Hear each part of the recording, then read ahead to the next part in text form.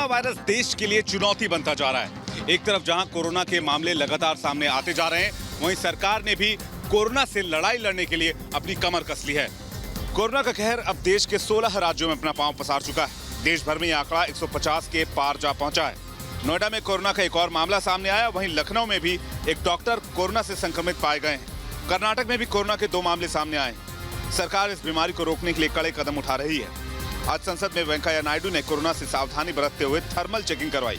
सरकार ने इस बीमारी से लड़ने के लिए एक और बड़ा फैसला लिया, जिसके तहत सरकारी लैब के साथ साथ निजी लैब में भी कोरोना वायरस का टेस्ट मुफ्त कराया जा सकेगा। कोरोना से लड़ने के लिए केंद्र सरकार के साथ साथ राज्य सरकारें भी कदम उठा रही हैं, लेकिन कोरोना से लड़ाई के लिए एहतियात के साथ साथ सावधानी सबसे ज्यादा जरूरी है। देश कोरोना से जंग लड़ रहा है। प्रधानमंत्री नरेंद्र मोदी मोर्चा संभाले हुए हैं, लेकिन विपक्ष को इस पर भी सियासत सूझ रही है। आज कोरोना के खिलाफ लड़ाई में देश एकजुट है, लेकिन विपक्ष इस पर भी सियासत करने से बाज नहीं आ रहा। कांग्रेस कोरोना के बहाने पीएम मोदी पर हमला बोल रही है। राहुल गांधी ने ट्वीट पर भारत में कोरोना से लड़ने के इंतजामों पर सवाल उठाए। कांग्रेस की इस राजनीति पर बीजेपी ने पलटवार किया है। मुझे लगता है कि आज भी कोरोना वायरस पर उनको राजनीति दिखता है और राजनीति से ऊपर उठ के कभी कभी बात करनी चाहिए। अगर उनको ये लगता है कि कोरोना वायरस में आज पूरे दुनिया में भारत की तारीफ हो रही है, जो कर रहे हैं, जो प्रधानमंत्री जी के द्वारा प्रयास हो रहा है, ये दुनिया जान रही है। कोरोना से लड़ाई में भारत के इंतजामों को लेकर दुनिया में देश की तारीफ हो रही है, लेकिन कांग्रेस इस पर भी सियासत कर रहा है और देश का साथ देने के बजाय सरकार पर सवाल उठा रहा है। महाराष्ट्र में कोरोना का मामला बढ़ता जा रहा है। देश में महाराष्ट्र में कोरोना के मामला सबसे ज्यादा सामने आए हैं। महाराष्ट्र में एक और कोरोना मरीज की पुष्टि के बाद यह आंकड़ा 40 के पार होता जा रहा है। पुणे में सबसे ज्यादा 18 मामले सामने आए हैं। कड़े फैसले उठाने से बच रहे उद्धव सरकार के लिए किसी चुनौती से कम नहीं है। आज स्वास्थ्य मंत्री राजेश टोपे ने जहां पुणे जाकर अस्पताल का दौरा किया, वही ये सवाल उठ रहा है कि इस बढ़ते आंकड़ों पर कैसे लगाम लगाया जाए। हमने आदेश दिए हैं और उसके लिए जो अल्कोहल लगता है वो महाराष्ट्र शासन के माध्यम से जितना लगेगा उतना हम देने के उनसे भी एग्रीमेंट किया है। महाराष्ट्र के लिए अगले 15 दिन चुनौतीपूर्ण है। सीएम उद्धव ठाकरे ये बोल चुके हैं, लेकिन इस बीमारी के रोकथाम के लिए कड़े कदम उठाना जरूरी है। कोरोना के प्रकोप से देश अलर्ट पर है। सरकारें जितना भी हो सैनिटाइजेशन पर जोर दे रही हैं। गुरुद्वारे हो चाहे बसें, सभी जगह पर सैनिटाइजेशन का पूरा और साफ सफाई का पूरा ध्यान रखा जा रहा है। कोरोना वायरस के प्रकोप से लोगों को बचाने के लिए अब गुरुद्वारों से लेकर परिवहन निगम ने भी कमान संभाल ली है। स्वर्ण मंदिर में लोगों को बिना हाथ धोए या हाथ सैनिटाइज किए प्रवेश नहीं दिया जा रहा है। गुरुद्वारा प्रबंधन गुरुद्वारे के प्रवेश द्वार पर ही सैनिटाइजर लेकर लोगों के हाथों को सैनिटाइज करने में जुटा हुआ है। लुधियाना में भी प्रशासन सतर्क है और रेलवे स्टेशनों को सैनिटाइज करने में जुटा है। कोरोना के चलते रेलवे स्टेशन पर साफ सफाई का खास ध्यान रखा जा रहा है। अहमदाबाद में भी जगह जगह सैनिटाइजेशन किया जा रहा है। मुंबई में कोरोना में अब से अब तक के ज्यादा मामले सामने आए हैं, इसलिए एहतियातन बसों को सैनिटाइज किया जा रहा है और जगह जगह पर छिड़काव भी किया जा रहा है। बचाव से ही हारेगा कोरोना। सरकार द्वारा कोरोना को लेकर उठाए जा रहे कदमों से कहीं ना कहीं ये लग रहा है कि राज्य सरकारें भी कोरोना को लेकर सावधानी बरत रही हैं, जिससे कोरोना वायरस पर लगाम लगाई जा सके। विजय अमन के साथ Salil Khanna, Republic media network, Chandigarh. भारतीय सेना भी कोरोना वायरस से लड़ने के लिए पूरी तरह तैयार है।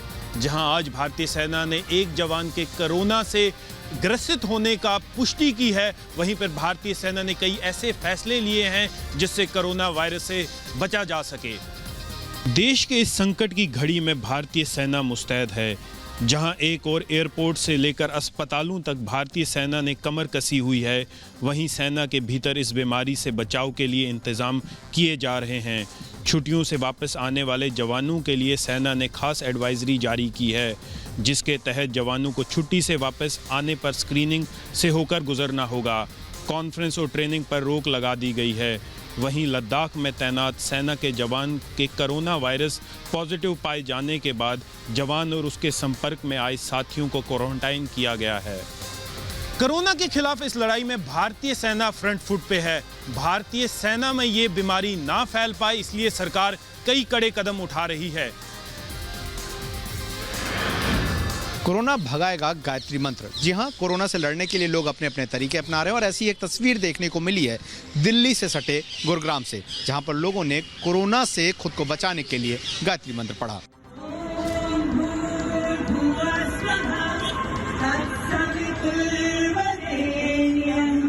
गायत्री मंत्र का जाप करते लोग, भगवान से दुआ यही कि खत्म हो देश से कोरोना का वायरस। गुरुग्राम की एक सोसाइटी में लोगों ने कोरोना से लड़ने का यह तरीका अपनाया। कोरोना से लड़ने के लिए लोगों ने एकजुट होकर गायत्री मंत्र का पाठ पढ़ा। कहते हैं कि गायत्री मंत्र में बड़ी ताकत होती है। जाप करते हुए इन लोगों की आस्था है कि कोरोना को इस मंत्र से जरूर दूर किया जा सकेगा।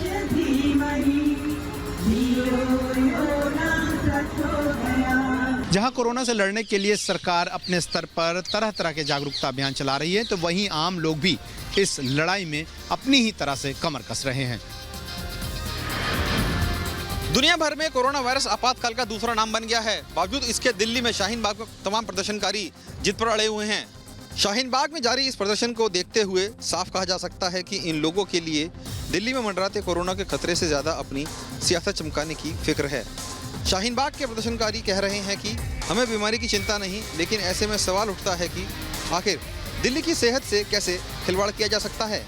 वक्त के तकाजे को समझते हुए, वक्त बहुत नाजुक चल रहा है, इसलिए ये मसला हल कर लें। हम बचेंगे तो सारी चीज़ें बचेंगी। मेरा ख्याल है थोड़ा सा इस पे विचार करना चाहिए। कोरोना वायरस को लेकर जहां पूरा देश एकजुट है, तो वहीं दिल्ली में सीए को लेकर भ्रम फैलाने वाले लोग भी क्या इस मुसीबत में देश के खिलाफ खड़े रहेंगे या अपना प्रदर्शन खत्म करेंगे, ये देखना होगा। कोरोना के कहर के चलते मां वैष्णो देवी की यात्रा को आज बंद कर दिया गया। वहीं दूसरी तरफ गंगा आरती के भव्य आयोजन को भी रद्द कर दिया गया। कोरोना वायरस का खतरा अब भक्तों और भगवान के बीच में भी आ गया है। आज से मां वैष्णो देवी के दरबार में भक्तों के आने पर रोक लगा दी गई है।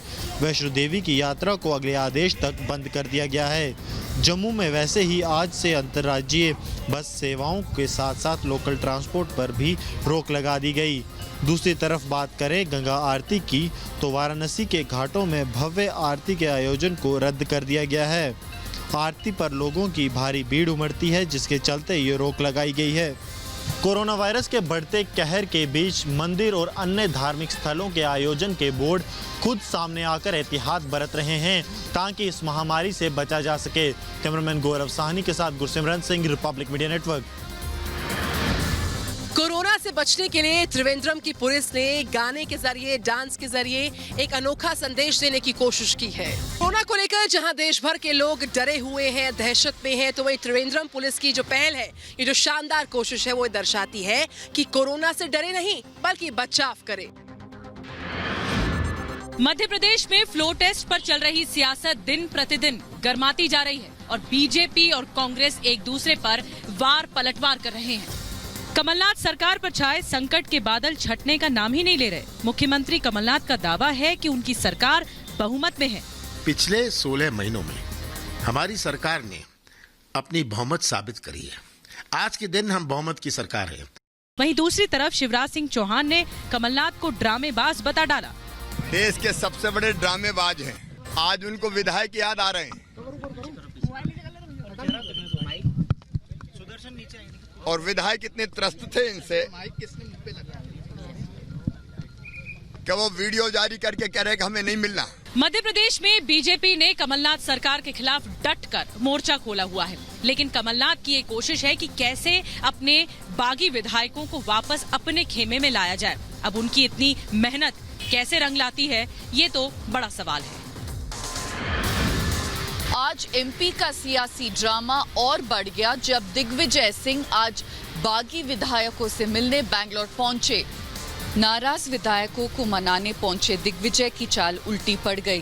बैंगलोर के रमादा होटल में विधायकों से नहीं मिलने देने की वजह से दिग्विजय होटल के बाहर ही धरने पे बैठ गए, जिसके बाद उन्हें बेंगलुरु पुलिस ने हिरासत में लिया गया। मैंने ये कहा था कि आप अकेला मुझको ले जाइए और कोई नहीं जाएगा मेरे साथ। मुझे मिलने का अवसर तो दे दीजिए। वो मिलने का अवसर भी मुझे नहीं दे रहे हैं। हालांकि कुछ देर बाद दिग्विजय सिंह और उनके साथ आए विधायकों को छोड़ दिया गया, लेकिन बागी विधायकों से ना मिलने की झुंझलाहट दिग्विजय सिंह के चेहरे पर साफ दिखी। एमपी में संकट दिग्विजय सिंह की राज्यसभा सीट को लेकर ही शुरू हुआ था और अब दिग्विजय सिंह खुद को संकट मोचक साबित करने पे तुले हैं। क्या वो सरकार बचा पाएंगे कि नहीं, ये बात सिर्फ आगे वाले दिनों में ही पता चलेगा। कमलनाथ खेमे के विधायक जहां सरकार को बचाने के लिए राज्यपाल से मिलने पहुंचे, वहीं बागी विधायकों ने एक बार फिर वीडियो जारी कर साफ कह दिया कि उन पर किसी का दबाव नहीं है। मध्य प्रदेश की राजनीति में हलचल थमने का नाम नहीं ले रही। आज कांग्रेस के विधायकों ने राज्यपाल से मिलकर बागी विधायकों को बंधक बनाने की बात दोहराई। इसके साथ ही कांग्रेस ने राजभवन के सामने धरना भी दिया। दिग्विजय सिंह बागी विधायकों को मनाने बेंगलुरु पहुंचे, वहीं दूसरी ओर बागी विधायकों ने वीडियो के जरिए दिग्विजय से ना मिलने का संदेश दिया। बीजेपी ने इस मौके पर दिग्विजय पर हमला बोला। अब आगे क्या होगा ये खुदा जाने। माचिस को भेजा है आग बुझाने। जो विधायक मिलना ही नहीं चाह रहे, उनसे ये क्यों मिलना चाह रहे हैं? वो कह चुके स्पष्ट रूप से, वो लिखित में दे चुके। सिंधिया समर्थक विधायक जहां कमलनाथ सरकार के खिलाफ मोर्चा खोले हुए हैं, वहीं कांग्रेस की इन विधायकों को मनाने की कोशिश आज पूरी तरह से फेल साबित हुई है। मध्य प्रदेश में मचा सियासी घमासान आज फिर सुप्रीम कोर्ट के दरवाजे तक पहुंच गया, जहां कांग्रेस और बीजेपी ने अपनी अपनी दलीलें रखी। मध्य प्रदेश में चल रही सत्ता की लड़ाई आज सुप्रीम कोर्ट तक आ पहुंची। सुनवाई के दौरान कांग्रेस की ओर से कई दलीलें दी गई, जिसमें बागी विधायकों को उपचुनाव में उतारने की भी बात कही गई। इसके साथ ही कांग्रेस का तर्क था कि उनके विधायकों को बंधक बनाया गया है और जब तक वे वापस नहीं आते तब तक फ्लोर टेस्ट कैसे किया जा सकता है। हिंदुस्तान में खरीद फरोख्त होते हैं विधायक को, ये जरूर जानकारी है। और ये खरीद फरोख्त की जो राजनीति चलते हैं, तो ये हमारे देश के लिए, हमारे लोकतंत्र के लिए ये हानिकर है, ये जरूर मैं कहूँगा। वहीं दूसरी ओर बीजेपी की ओर से तर्क दिया गया कि कमलनाथ सरकार बहुमत खो चुकी है, ऐसे में राज्यपाल को संवैधानिक मुखिया के तौर पर फैसला लेने का अधिकार है। सुप्रीम कोर्ट ने इस मामले पर कल तक के लिए फैसला टाल दिया। अब देखना होगा कि कल इस मामले पर कोई फैसला निकलता है या नहीं। आज योगी सरकार ने अपने कार्यकाल के पूरे किए 3 साल। योगी आदित्यनाथ ने ठोकी ताल और कहा कि उत्तर प्रदेश है हर क्षेत्र में नंबर 1। मौका था यूपी में योगी आदित्यनाथ की अगुवाई में बीजेपी सरकार के 3 साल पूरे होने का। 3 साल का रिपोर्ट कार्ड पेश करते हुए योगी आदित्यनाथ ने सरकार की कामयाबियां गिनवाई। देश के अंदर जिन क्षेत्रों में पहले उत्तर प्रदेश की गिनती कहीं नहीं होती थी, आज मुझे बताते हुए प्रसन्नता है कि उत्तर प्रदेश में टीम वर्क का परिणाम है कि हर एक क्षेत्र में उत्तर प्रदेश आज नंबर 1 पर देश के अंदर दिखाई दे रहा है। योगी आदित्यनाथ ने अलग अलग क्षेत्रों में सरकार की उपलब्धि बताई, तो वहीं कहा कि यूपी में यह विकास, विश्वास और सुशासन के 3 साल हैं। आज सीएम योगी ने युवाओं के विकास से लेकर स्मार्ट सिटी तक की बात करी है, तो वहीं पे पीएम मोदी का भी धन्यवाद करना सीएम योगी नहीं भूले।